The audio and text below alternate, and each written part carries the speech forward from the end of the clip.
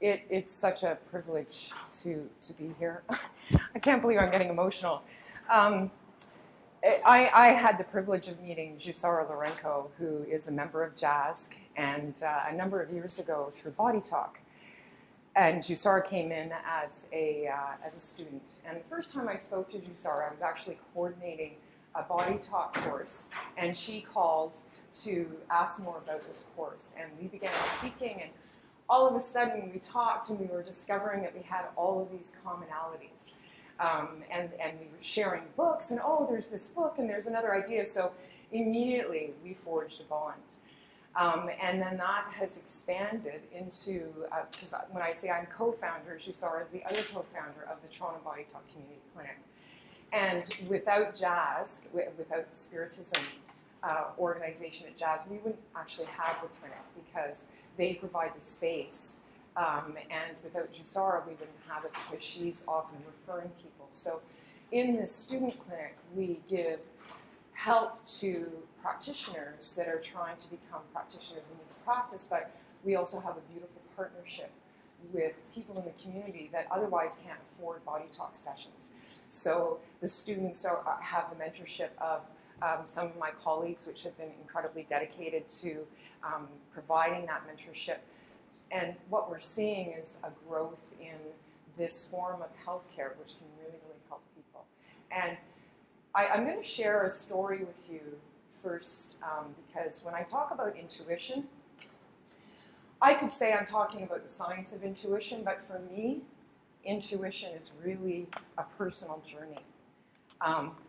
10 years ago, actually over 10 years ago, I was diagnosed with a number of very serious health problems. I had a brain tumor between the pons and cerebellum in my brain. And I had many, many symptoms from this, and I had environmental allergies. You can imagine with a diagnosis like this, how shocking it can be. And I started to look for options, and I talked to the neurosurgeon, and he said, I said, are there alternatives? And he said, there's nothing we can do. He laughed, actually, when I asked about alternatives. And so this started my seeking, because the physical wasn't going to give me the answer. And this led me to the Body Talk system. Some of you, how many are familiar with Body Talk? A few. Okay. So it really, I'll explain a little bit more, but it's an energy medicine. It really is about enhancing in communication within the body so that the body can heal. So it's really tapping into your inner healing wisdom. And that's what we work with Body Talk.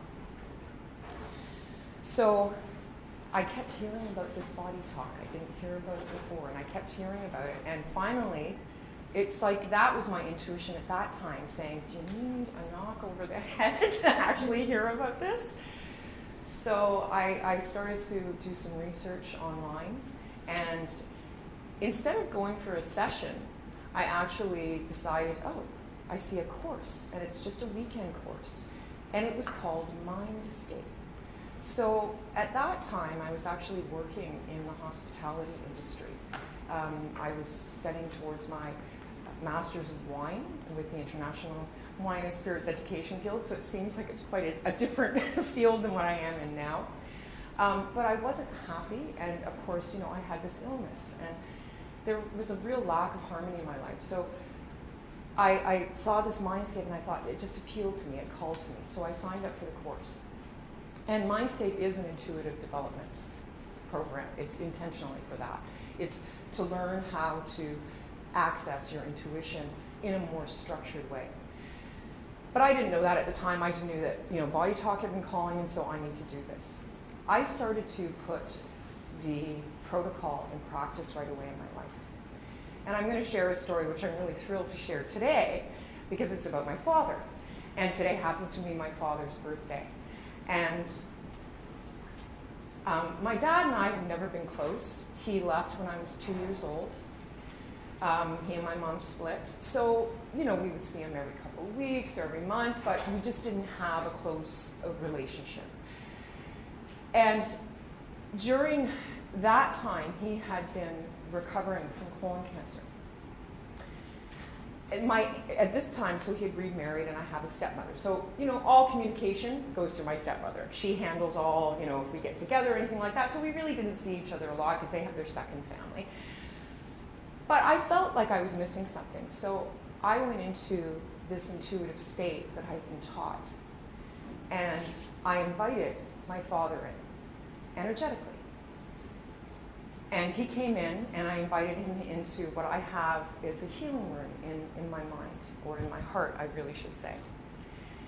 And so I invited him in, and it was so real. And he sat down, and I said, you know what, Dad? I just want to let you know that I forgive you. And I love you so much. And he said, and I forgive you, and I love you so much. And it was just such a beautiful, beautiful exchange. And then I said to him, I'm going to ask you to stay here all night, because this was just before I was going to sleep that I went into my meditation. And I'm going to ask you to stay, and my healers, which I have inside my mindscape, are going to heal you all night.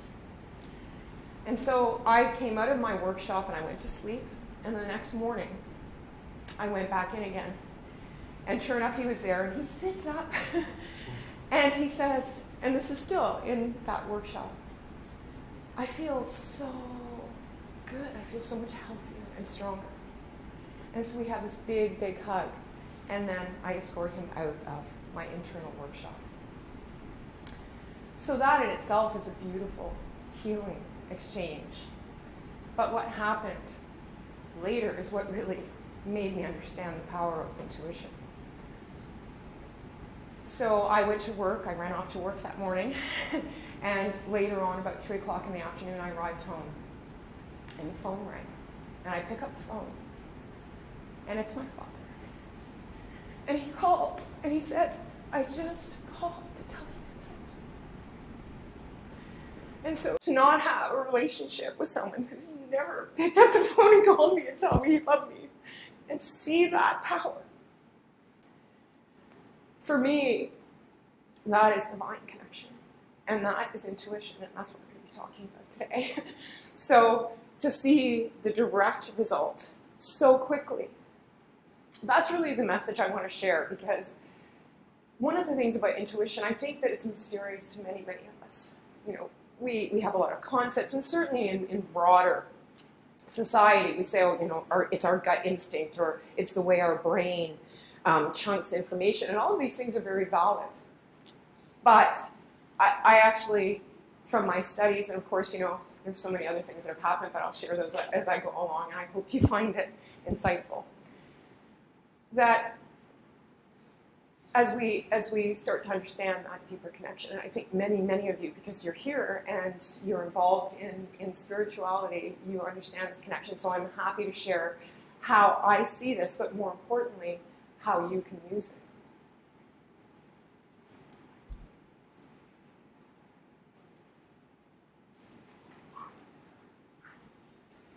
So now more to the logical part, and I'm gonna make a little joke here because I'm not very logical. I'm very intuitive and very creative, but putting this in an orderly format was a bit of a. I always think about logic for me as putting information through a toothpaste and then squeezing it out the other end. It's a challenge. But I also understand that we have to have logic and reason in order to communicate with each other. It's a form of that. It's one form of that. Of course, we're looking at intuition, which is yet another form of communication. So today, we'll cover what is intuition, the relationship between consciousness and intuition, and then systems communication.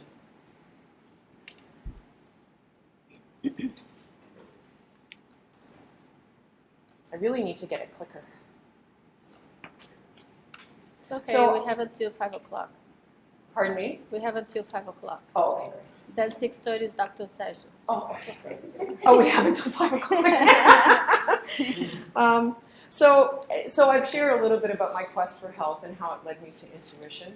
I've talked to you about Mindscape. You know, Mindscape is just one avenue, of course. But when I talk about systems communication, and it's interesting because Jusar is the one who made that suggestion. Really what we're looking at is more of a formal study of intuition to allow us to create an a means of accessing more directly and getting that kind of response that I experienced. So we can actually confirm that this is in fact something very real, and also a voice inside of us that we can really listen to and learn from. So, and then the Kundalini experience. Now, how many of you are familiar with Kundalini? Oh, great. Okay, so there's a few.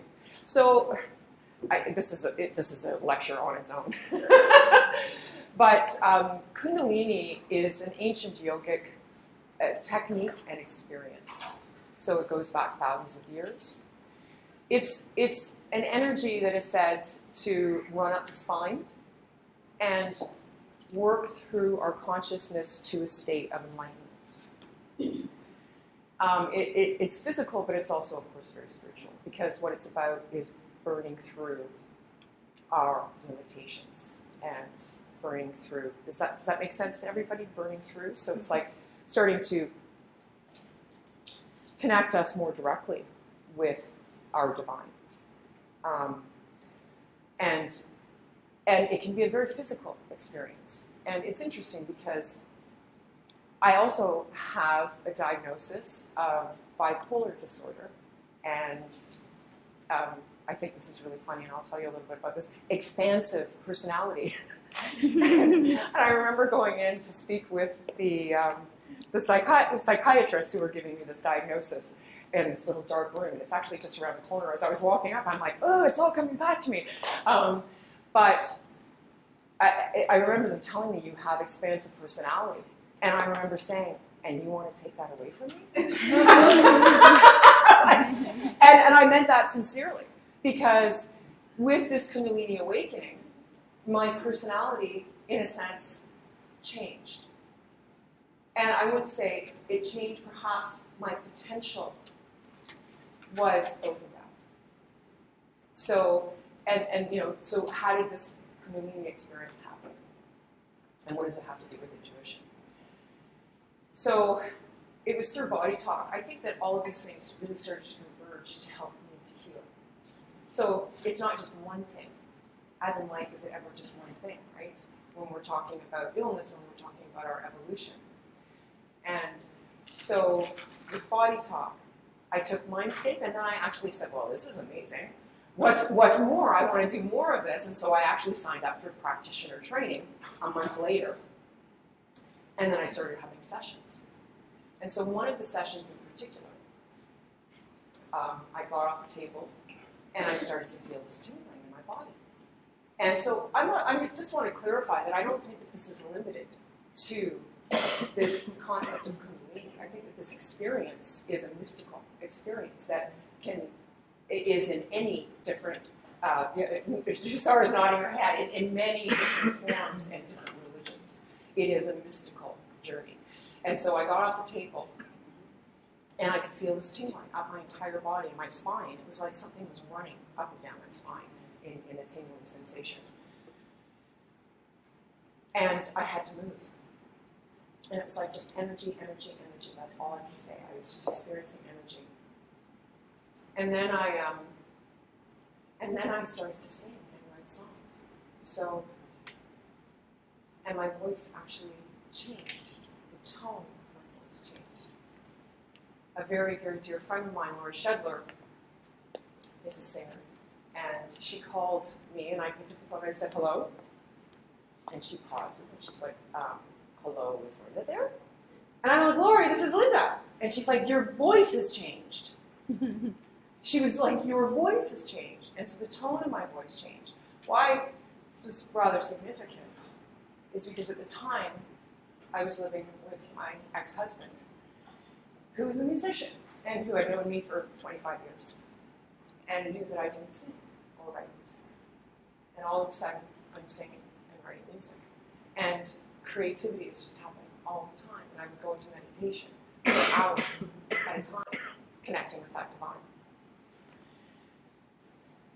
One of the most significant things about this experience is that I felt like, and Dr. Sergio, you were talking about this on Thursday evening in your lecture, which was brilliant, and I'm so excited. I think you're all probably going to his lectures. It was so brilliant. It's still resonating with me. I felt as if I had walked through into another dimension. I felt as if I walked into the ocean, and that every movement I made connected me with everyone else. I felt such a great love and connection with everything. So more than these physical experiences and creative experiences was a sense of deep connection with everyone and everything around me. And with that deep connection came a sense of deep love. Because you can't be that connected without loving everything. So it was such a beautiful experience for me, but it was also very traumatic in the sense that everything, when you shift so deeply inside, everything around you starts to shift as well. So I left my job, my career. I left my husband. I left the country. I gave everything away. And because it's like I had to in order to heal. I wish I could say it was a choice. I don't know. That would be a philosophical question. And then I came back and was able to settle again. And it was a bit difficult because it was like, well, who am I now in this new context? Like, who am I? But through all of this, what does this have, again, to do with intuition? So I'm going to move forward to, does anyone have any questions up until this point or comments? Yes? Oh, okay, thank you. So I love this quote, Sarvapalli Radhakrishnan, who was an Indian philosopher and statement. Intuition is a self-revelation of the divine. And so intuitive knowledge is our connection and communication with universal consciousness. And I'm putting this sounds, it's very oversimplified, but ultimately from my experience and understanding and study of what intuition is, that is its direct. For those of you who are taking notes and stuff like that, I'm so happy to share my slides as well. So if you'd like to have these afterwards, I'm really happy to share that. So universal consciousness, what is universal consciousness? For some people, that is God. That is everything. That God is everywhere. And so, in my experience, that's often what I feel. It's like, who is it who's talking to me? Who is it who's helping me heal this person in front of me? Is it me? Do I have that power? I really don't think so. I really think it's a channel. Pardon me? So this is really interesting, right? Have I found someone? So this is what I have to learn from you. Because I don't know that much about Spiritism. It seems that I know, but I don't know. And so I certainly will be learning, because this is where that exchange is coming in. I feel like I may be sharing a perspective with you, but I feel my perspective is limited only to my experience and knowledge. So I'm always open to learning more. This is a two-way avenue. So what do we have here? So this is kind of interesting. So of course, what is my study? My study is the body talk system. Who created the body talk system? A man named Dr. John Beltline. And it's interesting because his background is, it's very extensive. He's a doctor of Chinese medicine. He is a acupuncturist, chiropractor, naturopath. He has a wealth of alternative modalities. He started to meditate when he was 6 years old. He started to hypnotize people when he was 8. So he started at a very young age to have a deep spiritual connection. And it was in his own health crisis that the system of body talk came together. So he has studied, of course, a lot. His body talk, we talk about it as consciousness medicine. We're really working through that level of consciousness and into your consciousness to help to shift and clear those blocks. So this division is in part derived from him. I'm also just looking at the conscious mind, the subconscious mind, superconscious mind. I'm going to pull up some more slides that'll help to. But this is one way of looking at how we receive intuition. It's by no means the only understanding, but from my perspective, it seems fairly clear, right? Because we're talking about concepts that we can all grasp. So the conscious mind. This is where most of us are most of the time. And I don't know that I would say that it's your group specifically, but I'm saying in humanity in general. Most of us are in our conscious mind as a general state. Our subconscious and other levels of consciousness will inform that mind, and that's the reasoning mind. And you know, if you look at, I love some of the Zen Buddhist examples of our monkey mind. I think that's a great way of saying it. Sometimes our mind is so busy. How many people suffer with busy thoughts? Yeah, I mean, I think most of us at times do. And if we're worried about problems, it can get even busier. It's spinning around, right? So is that conducive to receiving information? No. So then it takes us into the subconscious mind. So this is where, you know, again, we're looking at sort of more of what we know from science that we're looking at. Yeah, so it's a storehouse of memories. It's where our programming is, perhaps belief systems that shape how we see the world. And this is the area that personalizes our intuition. So we're talking about divine information. We're talking about information from all that is. How could we, as a person, understand that information?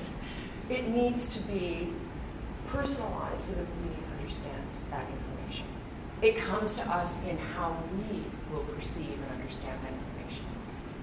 Because otherwise, what use is that information, right? So it goes through. So this is the superconscious mind. So in one way you could say Carl Jung. Is everyone familiar with Carl Jung? He was a psychoanalyst, just brilliant, brilliant man. So he talked about our superconscious being our collective consciousness.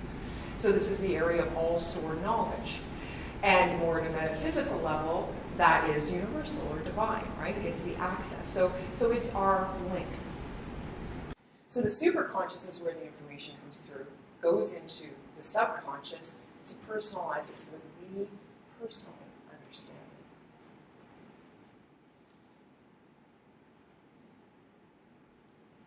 it. So just to draw a chart on that, because like visuals, I love visuals and make things easier to understand. And talking about the personal and the transpersonal as well. So the intuitive message comes through the superconscious or collective to be personalized for each of us. So how many of you consider yourselves intuitive? How many of you consider that you listen to your intuition? You can raise your hands for me. Yeah, most of you. And would you say that the information that you receive, you know, it's clear to you, right? You can understand it. Somebody else may not be able to understand that information. So it's your own personal interpretation of that divine message.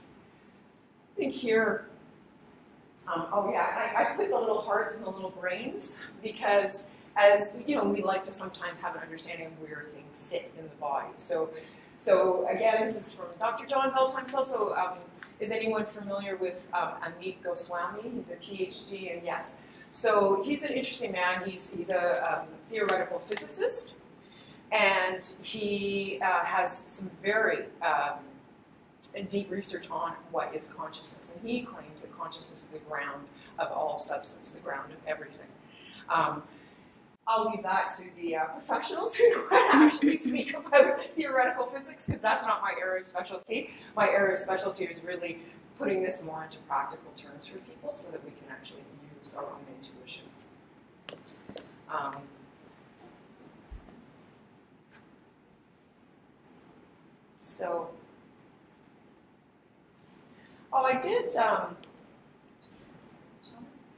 I did include this, and this is again, you know, so Dr. Amit Goswami, he represents this in the different levels of body. This is how he sees how our health, and then Dr. John Veltheim used the same idea, but it's not a new idea that we have all these different levels of body. And we're thinking about health. So if we bring this into health, so how does our intuition affect our health? Well, how does our consciousness affect our health?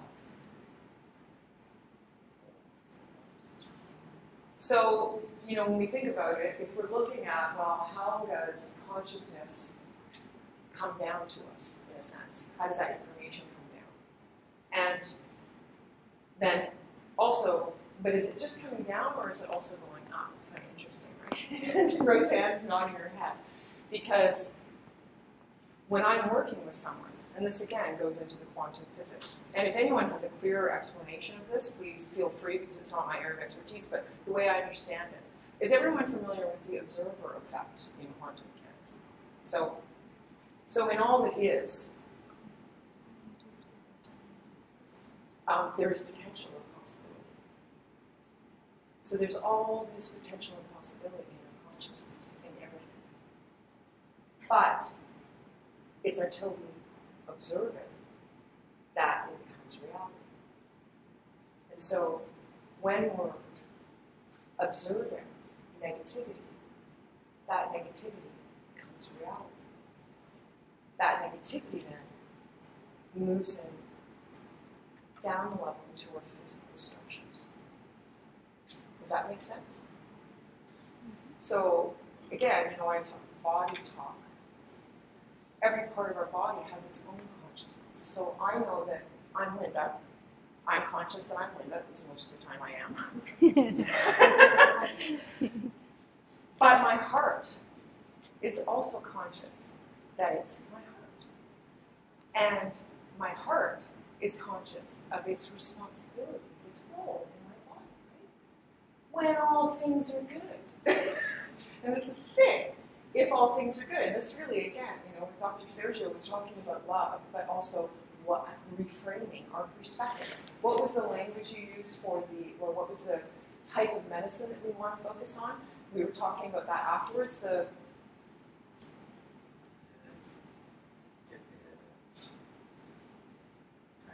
It'll probably come to me, but it was just, it's focusing on health, the creation of health, as opposed to focusing on Salutogenesis. Yes, thank you. Salutogenesis. Salutogenesis. And so that's like, what are we focusing on? So when we focus, so if my heart's happy, if its consciousness is healthy, then it's pumping my blood. Then it's, you know, it's actually scanning my body. What's going on? It's connecting me with others. It's giving me an awareness of who I am in the context of all being. That's my heart's job. But what if my heart isn't doing those things? What if my heart has a belief system that no one loves me? What if my heart has a belief system that I'm not respected? Is that going to affect the functioning of my heart? Yes. So this is where our conscious focus, that observer, creates the change in the physiology and functioning of the heart. So it's so important to understand that for our own health. What messages are we giving our body? Okay, do you think that that's a clear representation? Yes. Yes? So when we're looking at all these levels of body, in this perspective, we're looking at that things start at the top, and then we distort the way we see things from our beliefs about the world, and that can affect our body. So our shoulders, you know, I love this because I used to have like, oh, I carried the weight of the world on my shoulders. And as a result of carrying the weight of the world on all the responsibilities in life, and so, like taking care of my family and my work and all these things, and I was just so burdened. And that whole understanding, that belief system that life is a burden, was creating dysfunction in my shoulders. Because everything was going through that filter.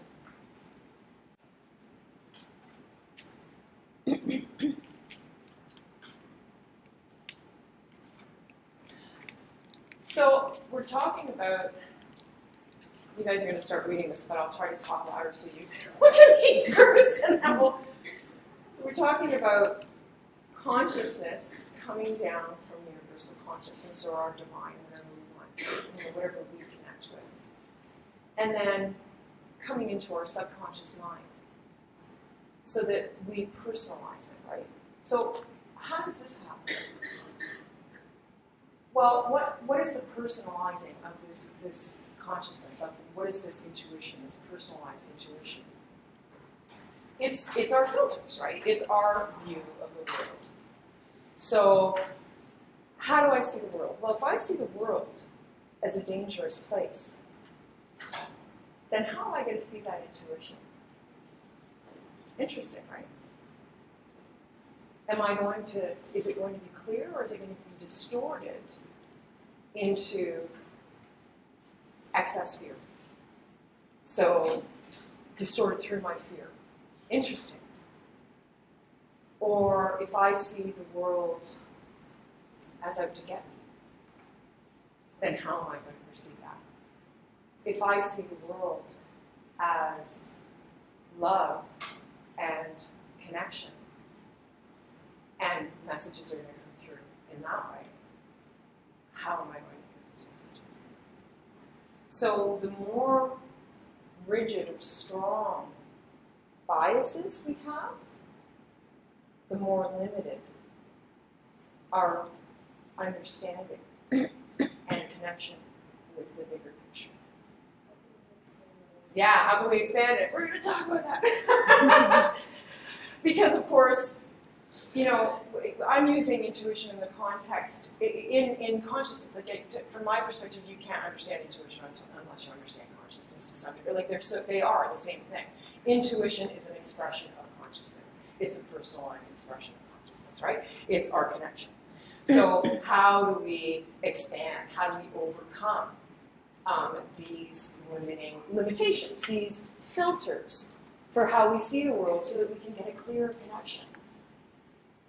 And I mean, you know, let's get a little philosophical, because I love philosophy. Why do we want to have intuitive information from all of this? Why would we receive that information? Well, I mean, why do you guys think we would? Like, if you think about it, so here's the divine talking to us. This is pretty important, right? I mean, it's important to our evolution. It's important to our connection. It's important to our growth. It's important to our physical and mental and emotional health and well-being, that connection. And, you know, we could say, well, what's the reason? What's the purpose in our life? Well, I also feel that our intuitive connection and that communication actually informs our purpose in life. So, you know, I hear so many people talking about, I don't know what my purpose is. I don't know what my direction is. And, you know, these are deep questions, but they have so much importance. Because they're what keep us going. What is my purpose? So I had no idea. I thought my purpose was to sell people wine.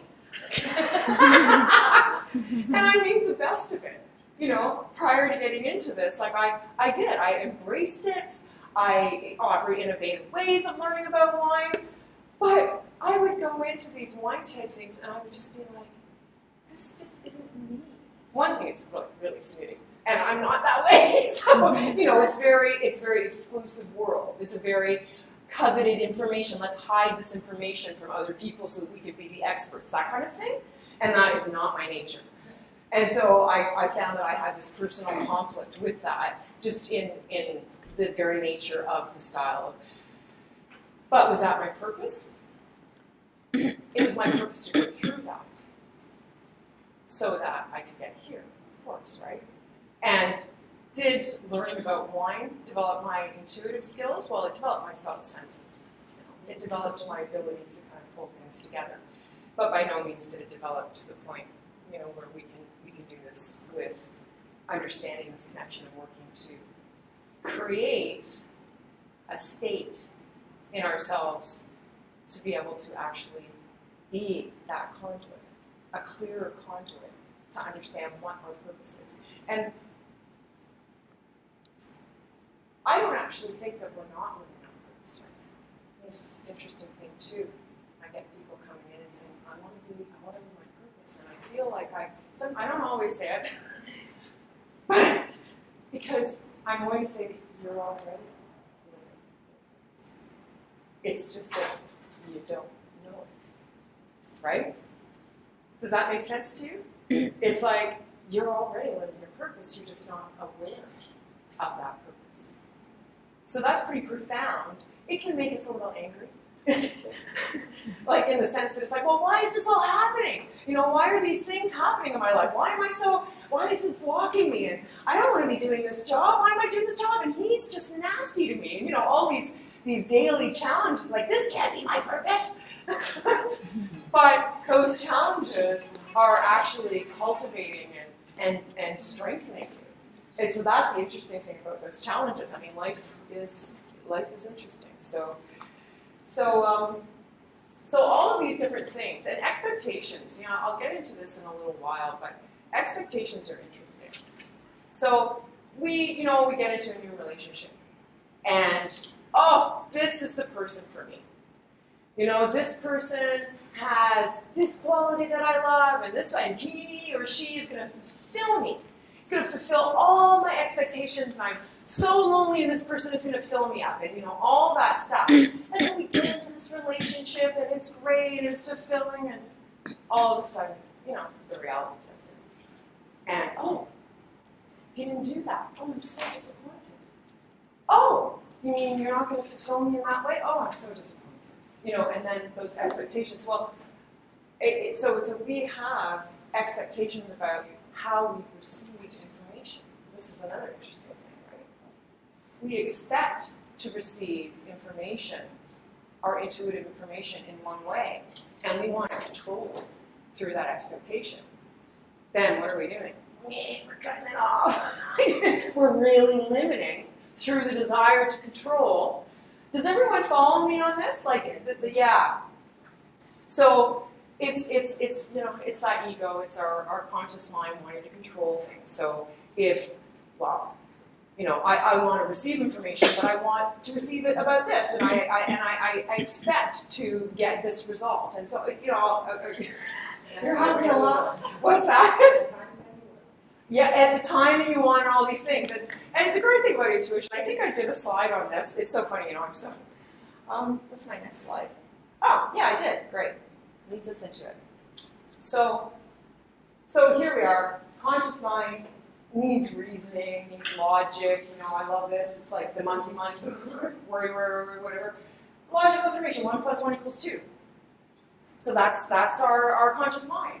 Intuitive information, you're just going to get 2. You don't necessarily know how you got to. You're not necessarily going to know to go back and figure out, well, you know, I just got this information too, but I don't know how I got there. It's not necessarily 1 + 1. So with intuition, 1 + 1 is not necessarily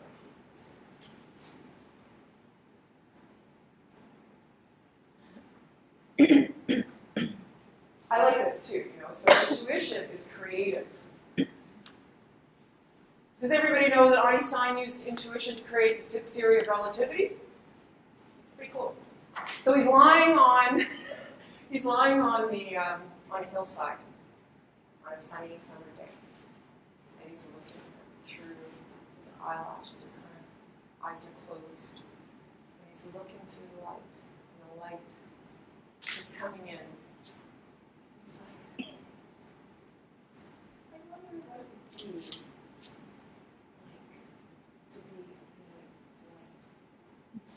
Traveling down the light. I wonder what that would do. Flash. He starts to understand the basis for the theory of relativity. Interesting. There's no 1 + 1 there, is there? It's the creative process. It's allowing ourselves to open up to those possibilities and not trying to control through our logical reasoning. Because where did that thought come from? Interesting.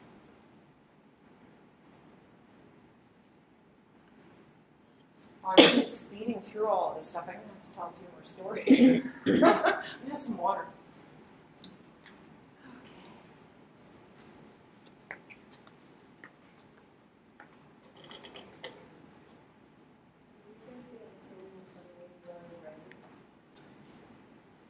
Do I think that Yeah, that the answer will come when you're ready. That's a great question. Yes. I know I'm like, you can see I'm pausing with that one. Will the answer come when we're ready to hear the answer? And that's a great question because, so, yes. Like, will the teacher come when the student is ready? It's another great example. And yes, exactly. I'm going to introduce some concepts in a little while that will actually play with that idea a bit because it's giving a little more structure to intuition. And that's where the systems communication comes in this, where we can actually, it's like, you know, with that first example with my father. And then him calling me immediately afterwards. So I wasn't necessarily seeking an answer with that. But I was ready, certainly, to hear that, yes. Yeah, let's do a little Q&A and discussion because really, like, yeah. And sorry, your name? Anna. Anna? Yes, Anna. Do you think that intuition comes from your inner self or from another entity? Great question. So, if you believe and work with other entities, then intuition can come through other entities. Is that a fair answer to this? Because it's like, okay, so I work with many people who work with angels. And their angels will give them intuitive answers. Their angels will give them guidance. Or I'm working with people who have guides. So, do we have spiritual guides? Absolutely. Is that a form of intuitive information? Absolutely. So it's just reframing how we call it. This is still intuition. It's still within that realm of communication. So are those spirit guides, where are they getting their information from? Where are they getting their information from? Would we say God? I mean, you know, this is. I'm not answering this question. I'm putting this question to you. Yes, Rosangela, please. Yeah, I would say when you say the answer comes when we are ready.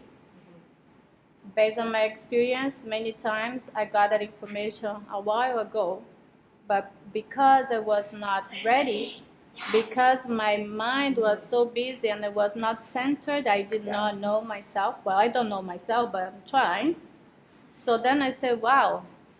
I heard that if I really put myself together and I look back, so my God, that information came to me like whatever. If I had listened, if you had listened, I would not maybe pass through so many those experiences.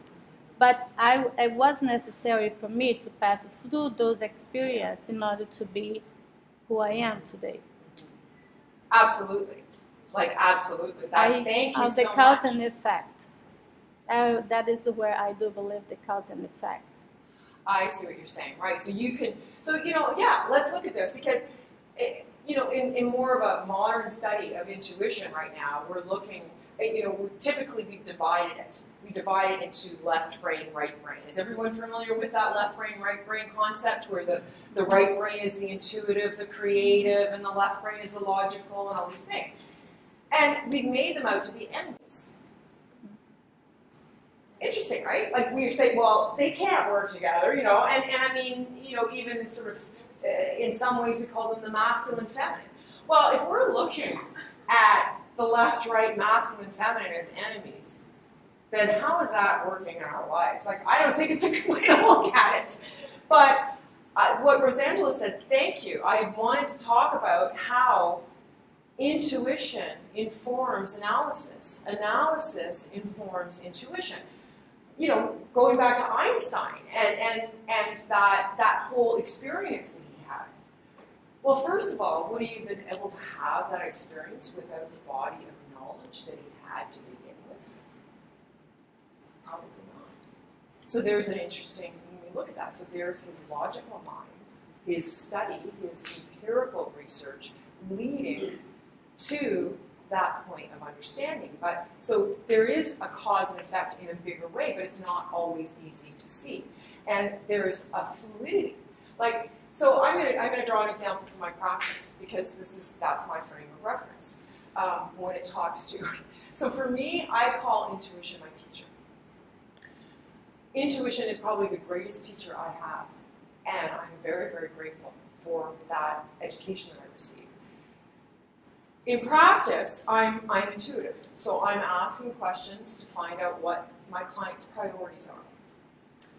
And this often gives me a lot of information. I'm actually going to do an example of this because I really do want to illustrate this for a variety of reasons, but maybe I'll just do an example now. Should I do an example now? Are you guys interested in how body talk works? Like, do you want me to actually illustrate this? Yeah. Okay. Jane, come on down. So Jane Jane Starr is also a certified body talk practitioner as well. And I didn't even think I was going to do this. So do you mind if I just do an example on you? Is that okay? We'll just pull a chair over. Okay, so, and this is why. So let's talk about this a little bit. So this is my questionnaire. So I mentioned to you, what am I doing in body talk? I'm using my intuition. I've given you a little indication of what structured intuition. So we talk about, the answer will come when you're ready for it to come. Well, this kind of plays a little bit with this in the sense that we're actually intentionally seeking answers intuitively. So ask, answer, confirm, reward. So this I've drawn because when we talk about intuition, one of the biggest challenges that I hear from people is that they don't know to trust their intuition. How can I trust my intuition? This I hear all the time, not only with students, but also with my clients, right? Like, people, we want to know, is this right? Or is it through my filters that I'm distorting it? Is it my emotions that are distorting it? All of these different doubts and questions that come up.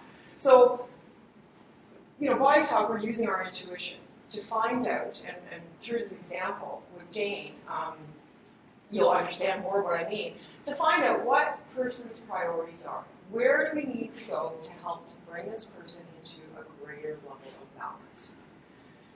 And we call it consciousness medicine. So, it's interesting because now we know intuition, consciousness, a lot of similarities. So we're going to bring this into what I call a localized intuition, which is a localized consciousness. So we talk about intuition and consciousness, they're very broad. We personalize it, so that helps to narrow it in. But if I'm focusing on something else in order to gain information from that, then I need to really focus in, right? So this is where we can actually focus our intuition. It's a very interesting concept, because oftentimes we think it's so broad and we can't focus it, but this is actually giving us a framework in which to bring it in. Now, why I brought in the dopamine reward system into this in a learning. Now, does everybody know what dopamine is? Is anyone familiar with dopamine? So dopamine is a chemical, and it's the feel-good chemical. So it makes us feel good. Is that what you would say about dopamine? Dopamine is neurotransmitter that link pineal gland and the lobofrontal. Okay. It's like a triangle. So it has to do with our learning. In this context, does that make sense to you? We get rewarded through a dopamine release by learning. Yes. So it helps to make us feel good when we confirm that we're right, and that helps us to learn more, right? So when we're here, we're talking about intuition. This big, ambiguous, is this, am I right? All these doubts, all this stuff. So we're focusing it in, using a technique that helps us to develop our intuition, and then through the interaction with the client and the practitioner, confirms our intuition. So we get immediate confirmation as we're going along. We get so excited because we've got an intuitive confirmation. Oh my God, I'm right. I can't believe it. So it's exciting. I'll never forget. I'll never forget when I first started learning body talk, and when you see other new practitioners learning body talk, and they, working through someone's, information and they come to some kind of event and they're like, oh no, I've got an event. And then you get a specific time and you're like, oh no, I've got a specific time. What if I'm wrong? And then you ask the client, you know, we're going to this event a couple of weeks ago about something about lunch in a car. Oh yeah. So then the practitioner's like, oh, I'm right. So we get this reward and then we start to trust our intuition more. We want to get that again. So we keep asking, we keep practicing. It's so exciting. But this is not limited to body talk. It's so interesting, right? So for me, because of this practice of confirming my intuition, that, you know, people that know me, they're like, oh, you're so intuitive. How do you do that? Well, this is how. Like I've learned to trust through practice, confirmation, reward, that I'm so confident that when I hear a message, it's the right message. So that's why I say it's structured. Now, I'm not going to limit it to, well, you don't all have to become body talk practitioners in order to do this. I'm going to give you some other tools. But what I'm saying is it's giving a little structure to intuition. It's kind of like going back to Rosangela and the logic, and you know, it's a framework for our logical mind. It's like, oh, okay, I've got some structure here, I've got some order here. So now, yeah, I can trust my intuition to move through the structure. It's helping to create a synergy, and I call it whole brain. So we're working whole brain. So we're not dividing this, we're actually working synergistically, right? Sound good? Okay. So, how we do this in body talk when we're first learning, you guys can't read all that stuff, but it really doesn't matter because I'll just give you an indication. I so need water. And then we'll do this and we'll take a break and we can do some Q&A and stuff. Okay. Thanks, Jane. Okay, so I'm just going to lean down. And now, for those of you in the back, when we're first trained in body talk, the first thing we're trained to do is we call it a muscle checking technique. So is anyone familiar with biofeedback or applied kinesiology, where you're getting a muscle response to confirm a yes or no? No? Okay, that's okay. So the first thing I'm going to do with Jane is I'm going to basically rig her arm to give me a no. So that's strong muscle, so the arm won't lift up. And then I'm asking a yes, and all of a sudden her arm moves.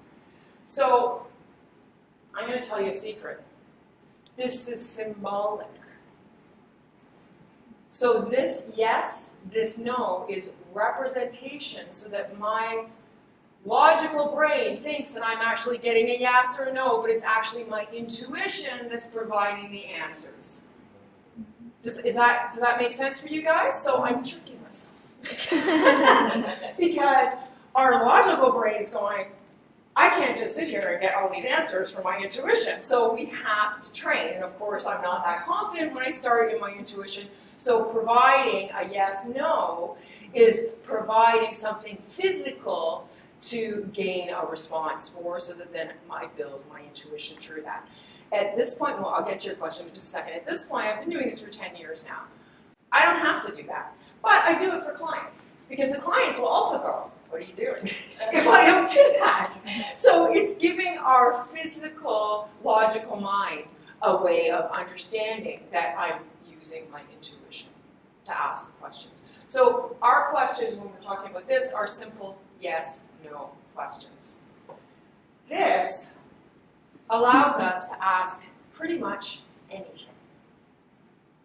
So this narrows it down. It's all divided because, again, we need structure, right? Mm-hmm. So it's divided into physiology, into anatomy, into chemistry. It's divided more into chakras, meridians. Like, it's got pretty much any possibility here.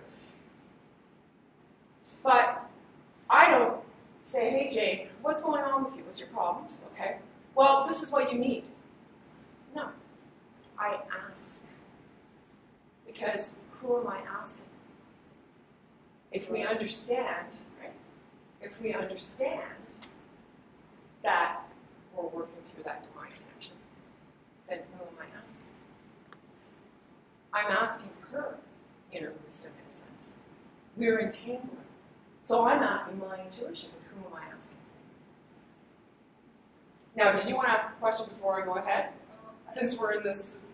I just want to know, when you do contact with yourself, how can you ask, like, do you need this permission? Or So, you know, when we do body talk with ourselves, generally we don't do body talk with ourselves. Generally we seek out another practitioner because we've got too many filters of our own, right? If I'm doing a session on myself, chances are I've got an agenda. You know, like, well, I really want to fix this. So how, in my own internal world, am I going to be able to do that? Now, I will say there are techniques that we use in body talk that we can do self-care, but it's so important for me to continue to remove my filters so that I can be more present for my client, right? Not to mention my own life. So great question, thank you. So back to this, so I got my yes, no calibrated, right? So basically I'm like, okay, so I've got my yes, no. So I'm gonna start asking all the different possibilities for Jane today. Now the first thing we ask in body talk is permissions. So this is to make sure that we've got permission to go ahead. Now I've got her consent verbally, but there's a deeper permissions. So I'm gonna ask, is there is there something underneath in Jane that is resisting healing, that doesn't want to heal? You're so patient, and I keep just talking, but so this is an interesting concept, though, right? Because if there's something, you know, we think about, well, why would I want to stay sick? Like, what's in it for me? And it's a pretty profound question. It's a deep question, but, well, let's see. Gee, I'm getting a lot of attention. Being sick. And, yeah, like, everybody's helping me, and they feel sorry for me, and so, this is great. I haven't had this kind of attention in years. So, there's part of us that's like on an investment in being sick. And so that's why permissions can come up sometimes. Because we have to be able to clear that attachment to what's keeping us invested in being sick. Okay. Hi. Okay, so I'm going to do this aloud. So our permissions and priority, no. So that means that I'm just going to move down this protocol. I was going to say, sorry, do you want to point, but it's really high, isn't it? Yes. So we have it simply divided into sections. Section 1, 2, 3, 4, and then we have all these different categories. Again, it's a way of just organizing it for our intuition to navigate through. So is it section 1? Yeah, we're going to go into section 1. So then I start asking, okay, so is it section 1? Is it the 5 elements? Is it 5 senses? It's consciousness. Of course it is. That's what we're talking about today. So we're going to do a consciousness balancing. So within consciousness, we have a number of different categories. And so are we looking at So now I'm not necessarily going to say this aloud to every client, but we've got a pathological consciousness that we want to balance. Yeah. So pathological consciousness, I talked about my heart. Okay. So what's the heart's job? Let's talk about the liver. So what's the liver's job? Oh, detoxification, you know, glutathione pathways, like so many functions in our liver. Our liver's the boss. And in traditional Chinese medicine, our liver is the organizer. It's the planner. It's the general. It sets the strategies, right? So it has a lot of different functions. So what if it's not working right? There's an imbalance there. What if it's saying, heart, you know, you think you're the boss, but I'm going to take over now. So then we've got a conflict in the body, right? So we're going to look at where the sort of imbalance is in Janie's body. So when I get into, I understand, okay, we're working on conscious. Now we want to find out where, okay? So is it an organ? And we're actually going to an organ. Yes. And then I keep asking, right? So is it details on, it could be all organs, although it's not going to happen too often. So we're going to go into further details of this. So we're going to go to, yes, it's your liver actually. This is great. Okay, so liver. And we are getting details on the consciousness, so I'm just going to see. So we're getting organization. Yeah. So again, in traditional Chinese medicine, part of the liver's job is to organize things. And in physiological function, the liver liver is also organizing things. It's like it relates to our minerals or our vitamin storage, so many different things, right? So it's got to coordinate all these actions for the body. So in that sense, it also relates to coordinating our own actions and organization, so it can reflect that. Remember, we're talking consciousness, right? So the consciousness is the physical aspect, but it's also the consciousness of organization. And I get where we're going here. So now my intuition's already telling me what the story is, but I'm going to keep working through the protocol. Yeah. So we've got this liver, and we're going to balance this consciousness of organization in Jane's liver. And in Jane's being, really.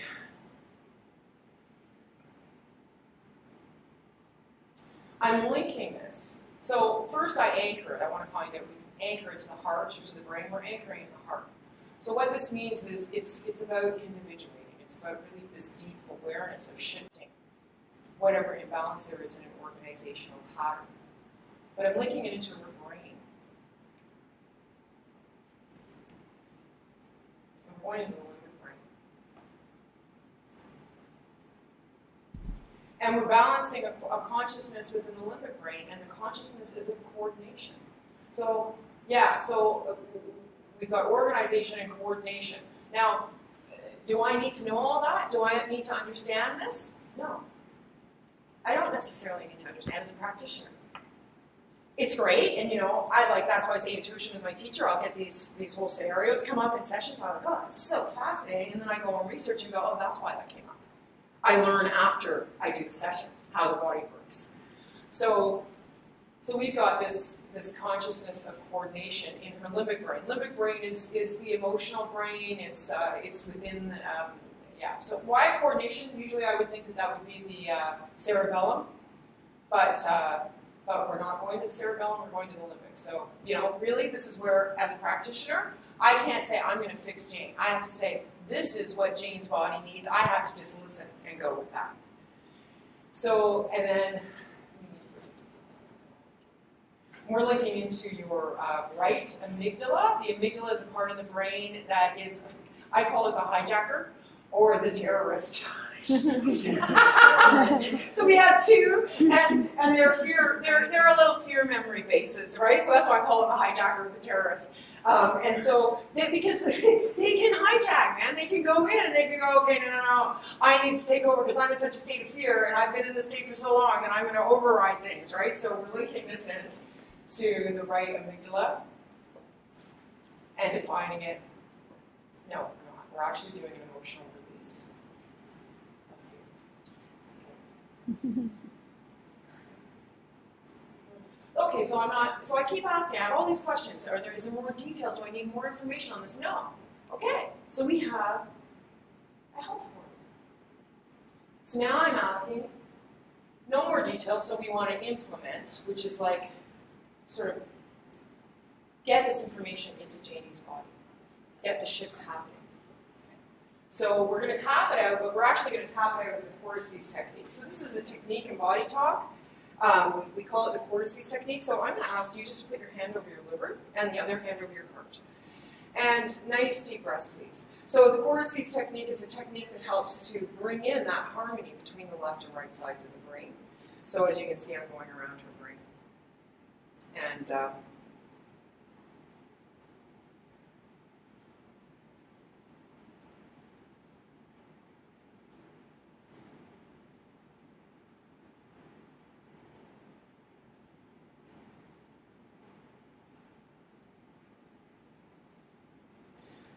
so from my perspective as a practitioner here, that was my intuition that guided me, using the structure that we have within the system to do that, to focus it in,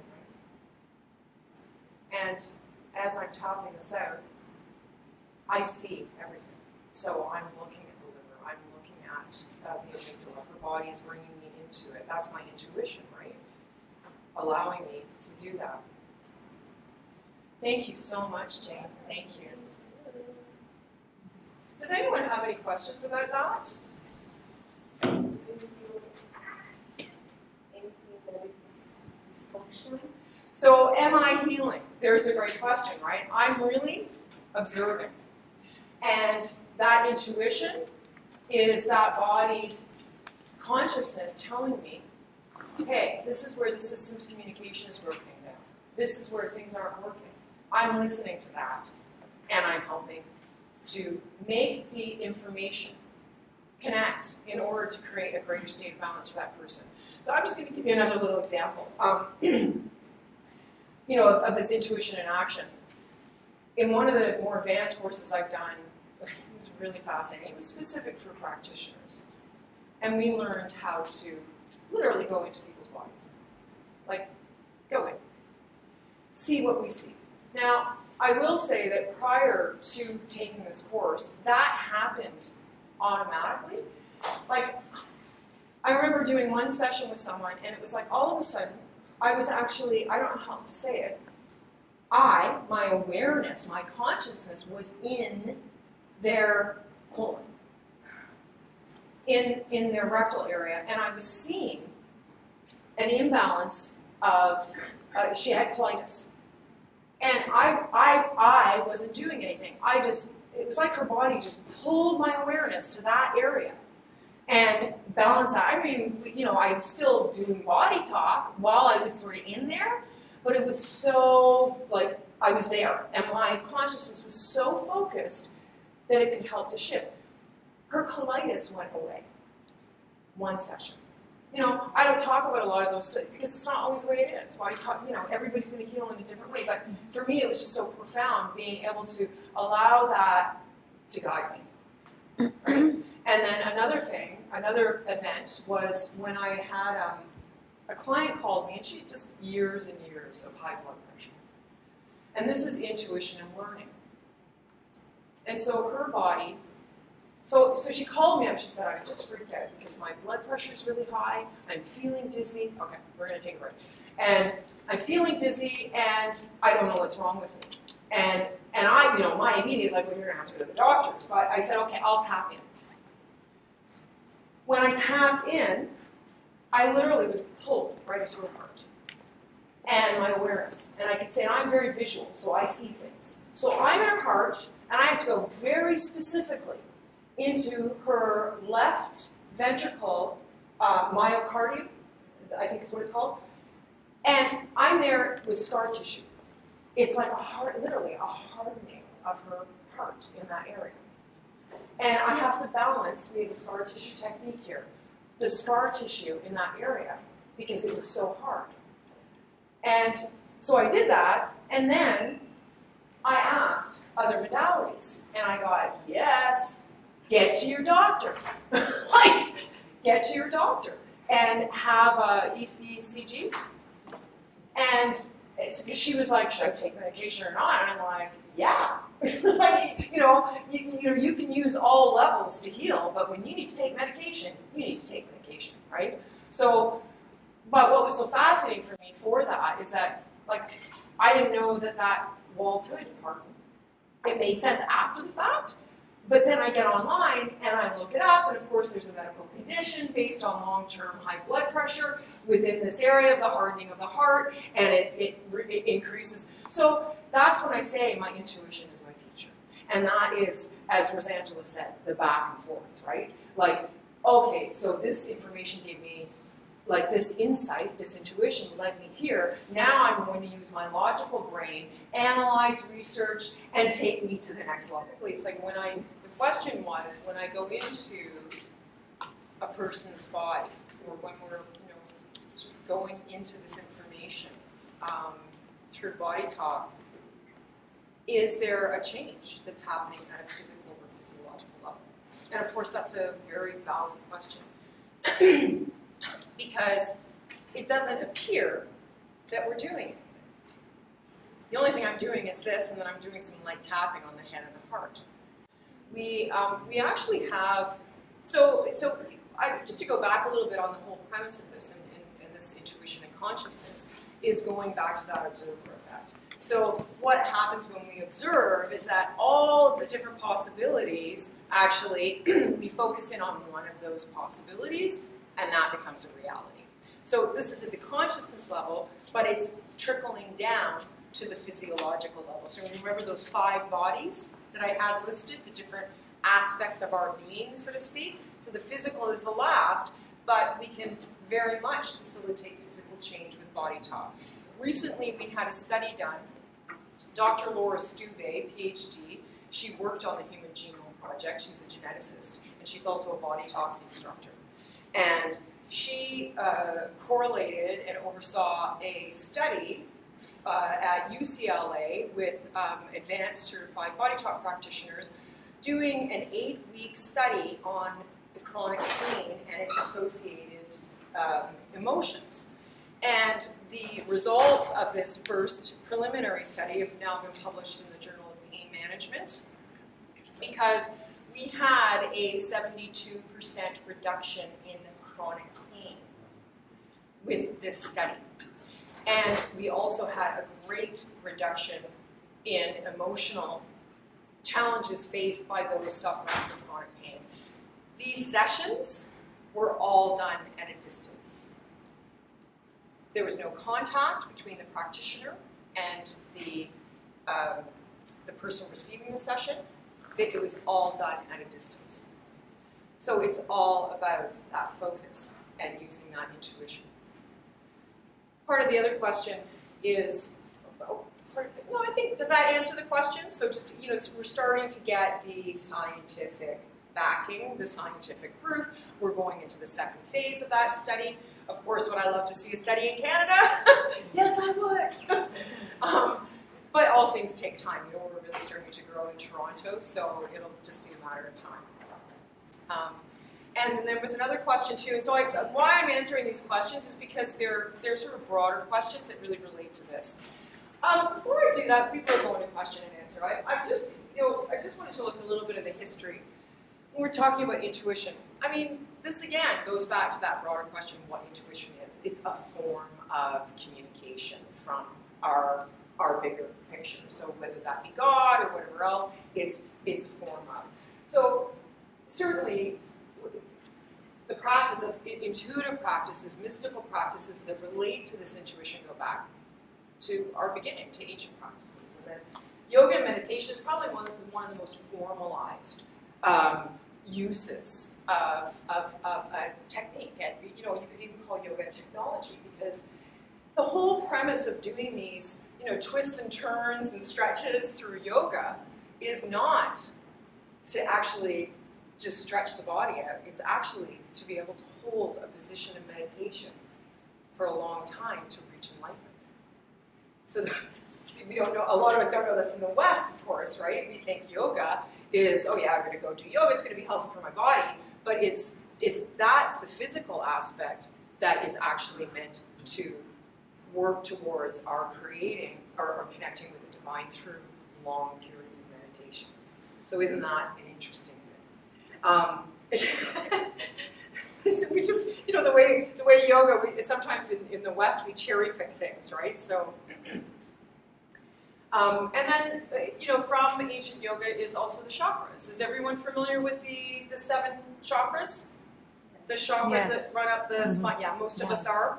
Because, many different people incorporate these concepts now. It's like very mainstream, balancing your chakras. So the chakras are part of that yogic tradition, and they are one way of looking at the path to enlightenment. So you're starting at the base chakra and you're moving up to the crown chakra, and what is that but our connection, right? So it's mirrored in that we call it the subtle body. But using these, so one of the things that happened to me 10 years ago is that part of some of the techniques that I was using was focusing on the different colors of the chakras. And I laugh because, some of the places that I went in my meditations, it was beyond intuition and into mysticism. I was at a traditional Indian concert, and it was a sitarist and the tabla player and a harmonium player. And so they were playing, and we were all sitting around. It was very relaxed. And I closed my eyes, and I started to go into a meditation. And all of a sudden, I'm in this swarm of people. And they're kind of colors, and it's hot. And I can taste the dust, and I can taste the spices. And it's like a wave of these people moving around, and there's baskets going overhead, and the sun is just so hot. And I'm like, this must be Delhi in India. And then I get this message, no, it's Calcutta. It was so strong. And then after the meditation, after the music stopped, I kind of shook out of this journey that I did. And the next day I called the person who organized and I said, I just have to share this story. Like, thank you so much for that. And when I got to the part about being in Calcutta, she started to laugh and she said, the musicians that you listened to last night just finished a 3-month tour and are leaving to go home to Calcutta. They took me home. So again, it's like that connection. I don't even know how I ended up in that story, but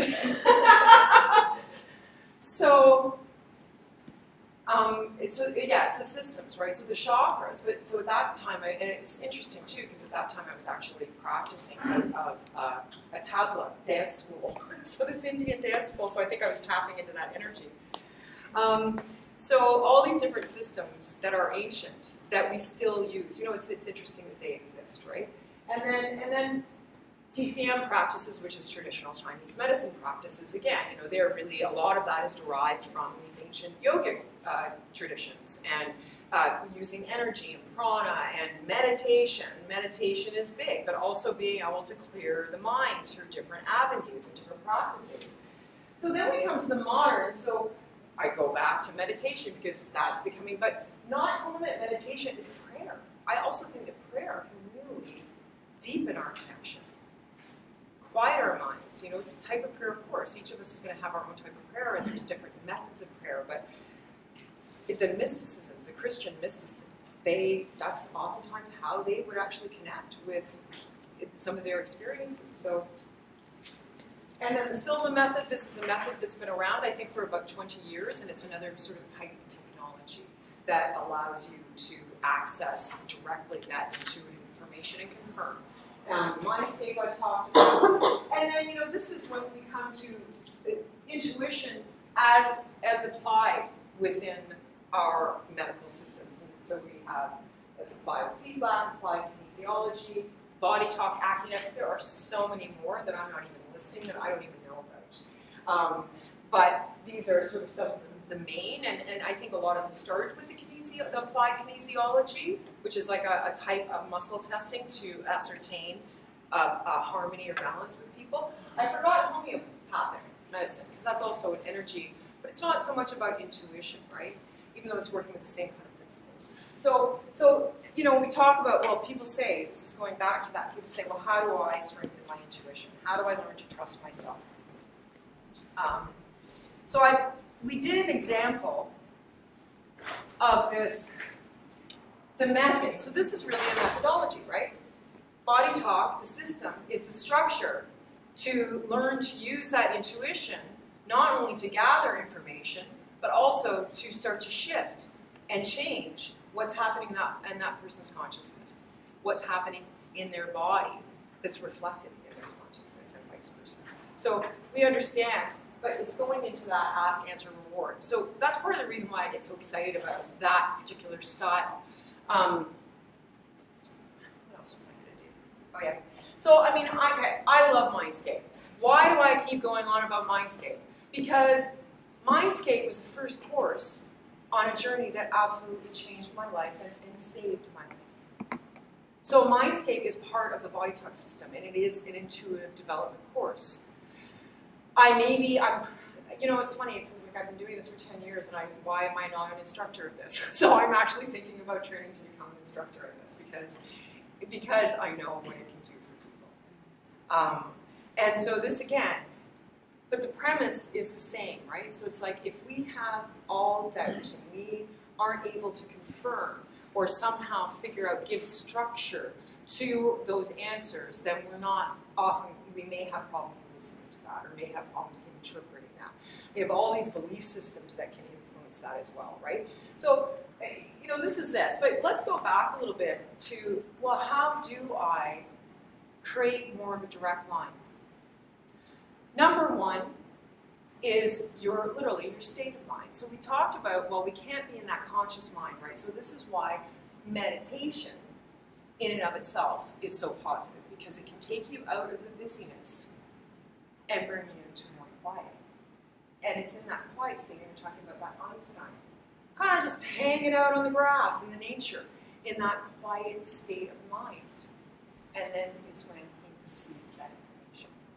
So it's not the busy thinking, and we can think of so many scientists, you know, so many great inventions. Tesla, Edison have had these experiences. That state of mind, that meditative state, is not just in meditation. It's the first thing in the morning when you wake up. So we call this the alpha wave state. So it's when our brain is at a slower wave, but we're still awake.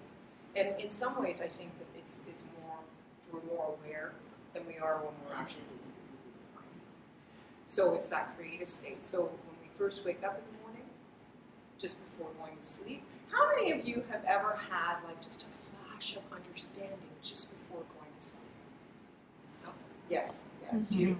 And how about first thing in the morning? Have you ever slept on a problem? Mm-hmm. Yeah. And you wake up and it kind of just comes together, right? So, you know, those are the moments at a level of consciousness where we're just starting to sort of filter in and let go of any barriers and allow that information to come in. So how do you get there? And this is where these practices come in, and that's why the ancient practice, like even doing a chakra color technique, you know, where you go into the different chakras and focus on each color of those chakras. And, you know, I'll go into a little bit just because it's interesting to me when we talk about focusing. So we're not all visual. So, you know, if you close your eyes, can you clearly see the color red? So most of us can, but we're not all visual. So it's also important to be able to close our eyes and feel the color red, and smell the color red, and hear the color red. Why would we want to do this to bring ourselves into a deeper state?